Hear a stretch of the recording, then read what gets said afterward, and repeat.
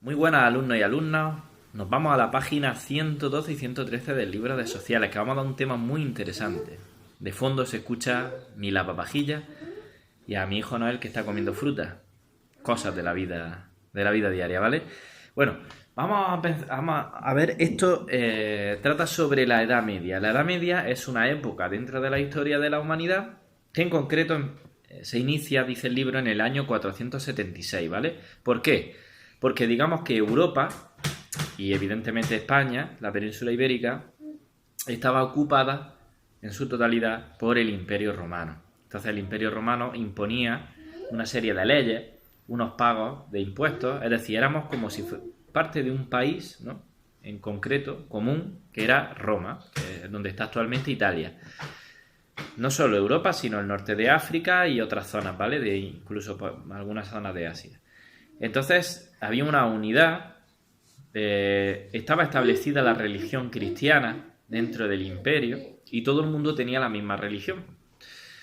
Pero digamos que este imperio empieza, digamos, pues, a caer en crisis económicas, crisis también políticas, y esto lo aprovechan una serie de bárbaros del norte. Estamos hablando de bárbaros que vivían en los países del norte, como puede ser la zona norte de Alemania, todos estos países de Dinamarca, de las zonas de Rusia, del norte también de las Galias, de Francia y todo eso. Entonces todos esos bárbaros van a ir ganándole terreno a lo que era antiguamente el Imperio Romano. Van a ir ganándole terreno hasta que finalmente entran ya en Roma y se desmorona totalmente el imperio, ¿vale? Y entonces los países que antiguamente estaban ocupados por el Imperio Romano, como puede ser España, pues se quedan prácticamente sin un líder, ¿no?, por así decirlo. Y entonces entran también estos bárbaros por la península, que son, por ejemplo, los visigodos son los más famosos, pero también están los suevos, los vándalos. Hay como distintas tribus que vienen del norte de Europa y que invaden la zona de España. A ver, debo de recalcar una cosa. A menudo vais a escuchar aquello de que España es una mezcla de culturas, de que en la sangre de un español hay sangre árabe, sangre romana, sangre bárbara de esta de los alemanes. No es así, ¿vale? Realmente cuando vienen, por ejemplo, los romanos a España, no es que vengan millones de romanos y se hagan aquí casa y se queden aquí a vivir, no es así, ¿vale?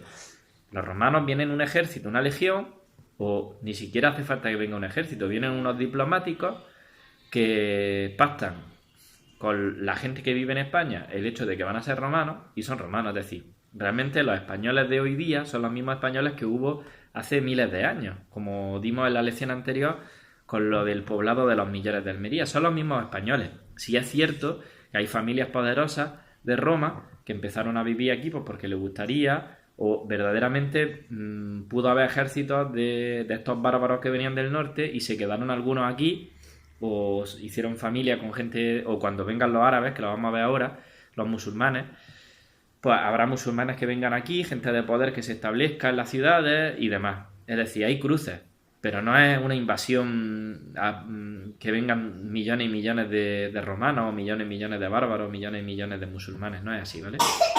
Entonces, digamos que se establecen, en concreto, vamos a hablar de los visigodos, ¿vale?, que es lo más importante. Se establecen en España, los visigodos tienen la religión cristiana.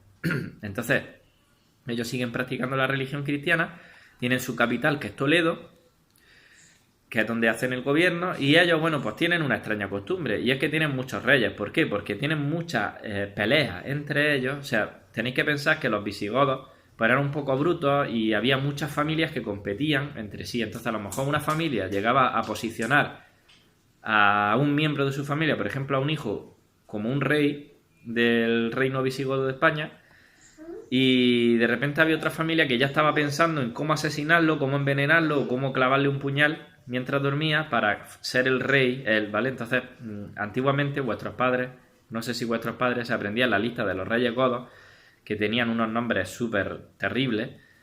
Los podéis buscar en internet, tiene bastante risa.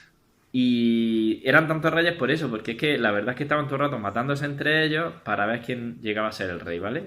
Había mucha corrupción.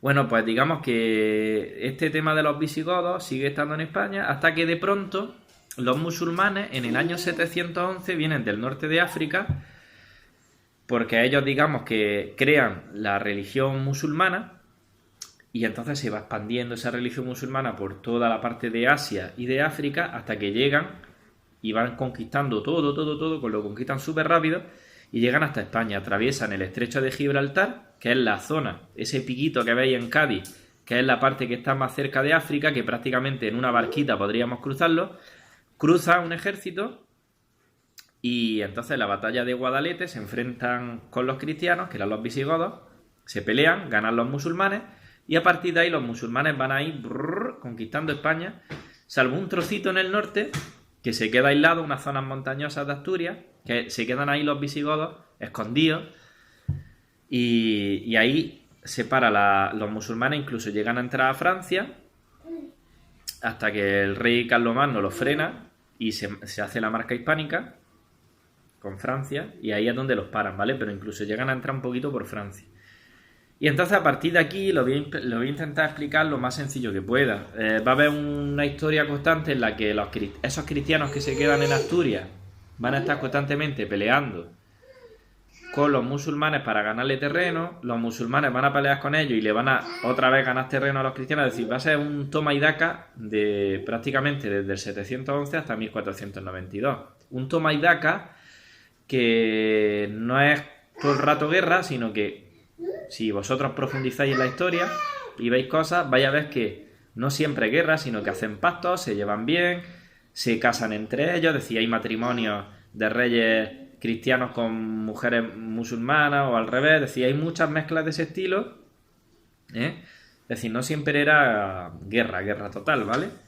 Sino que hay etapas para todo. Entonces, digamos que se establece, cuando llegan los musulmanes y se establecen en España, crean, digamos, un nuevo terreno que es Al-Ándalus, ¿vale? De ahí viene el nombre de Andalucía, que luego ya hace referencia solo a una comunidad autónoma, pero antes era todo, ¿vale? Y entonces se establecen 4 etapas. Yo las voy a ver aquí. Primero tenemos el emirato. El emirato es que hay un emir que estaba en Córdoba, que era la capital de Al-Ándalus, y ese emir responde a las órdenes que da una persona en Damasco. Damasco es la capital de Siria, ¿vale? Es decir, imaginaros que en Siria hay un super líder, y hay un emir en Córdoba que lo que hace es obedecer lo que dice ese hombre desde Damasco, ¿vale? Es decir, que nosotros pertenecíamos a lo que sería actualmente Siria, fijaros.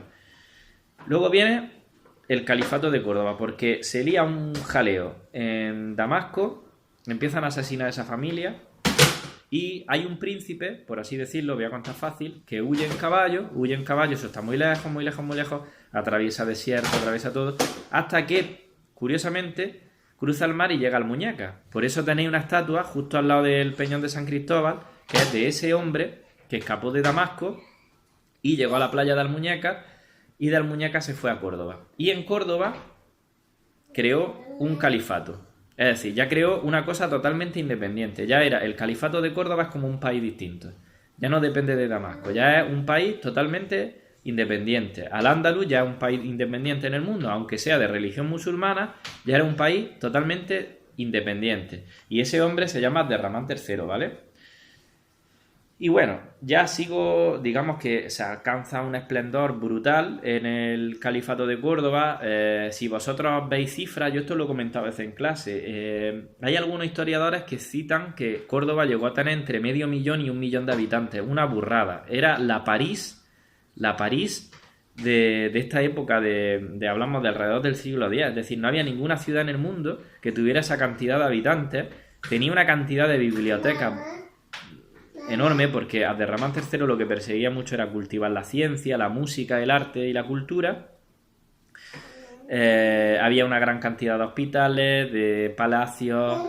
Fue la primera ciudad del mundo que tuvo alumbrado público, alumbrado que obviamente era con farolas de combustible, de aceite y demás, pero la primera ciudad del mundo que tuvo alumbrado fue Córdoba, y no había ninguna ciudad que llegase a alcanzar ese esplendor, ¿vale?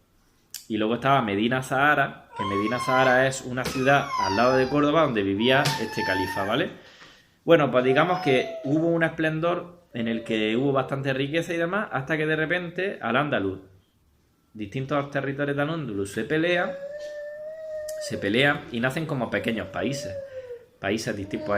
El país de Granada, el país de Murcia, el país de Toledo. Esos países le van a decir los reinos de taifas, ¿vale? Y eran reinos cada uno independiente. Todos musulmanes, ¿vale? Pero cada uno independiente. Incluso tenían peleas entre ellos y guerras, ¿vale? Guerras de un reino con otro. No solo, es decir, en los reinos de taifa se peleaban los reinos contra los cristianos, porque la reconquista seguía, pero se peleaban luego entre ellos. Entonces fue un descontrol. De todos esos reinos de taifas, pues toda esa división que tuvieran los musulmanes la aprovecharon los cristianos. ¿Para qué? Para ir reconquistando, para tener cada vez guerras en las que ellos iban apoderándose de más territorio. Entonces, si vosotros profundizáis en la historia, yo os pondré un vídeo ahora, veis como ese terreno que tenían los cristianos, que era muy pequeño en Asturias, va aumentando hasta que solo queda el reino de Granada como el último reino musulmán de España. Pero el reino de Granada no es lo que conocemos actualmente, sino que era la provincia de Málaga, de Granada y de Almería, y parte de Jaén. Entonces ese reino, que era prácticamente la mitad de Andalucía, se va a ir reconquistando poco a poco también, con batallas, hasta que finalmente los reyes católicos pues ponen fin a esa batalla, ¿vale? Entonces lo que vais a hacer simplemente es leer varias veces esto, porque esto es bastante denso. Os enteráis un poquito de la historia de Al-Ándalus, y con respecto a las actividades, pues vais a hacer la primera, que esa prácticamente lo he dicho en la explicación, la tercera y la cuarta, ¿vale? Simplemente eso. Luego yo pondré un vídeo, porque me interesa más que veáis vídeos y que aprendáis la historia, que la entendáis en términos generales, que absorbáis la cultura, ¿vale? Entonces quedamos con prácticamente esas actividades las he citado en la explicación. Así que nos vemos en la siguiente, ¿vale? Un saludo.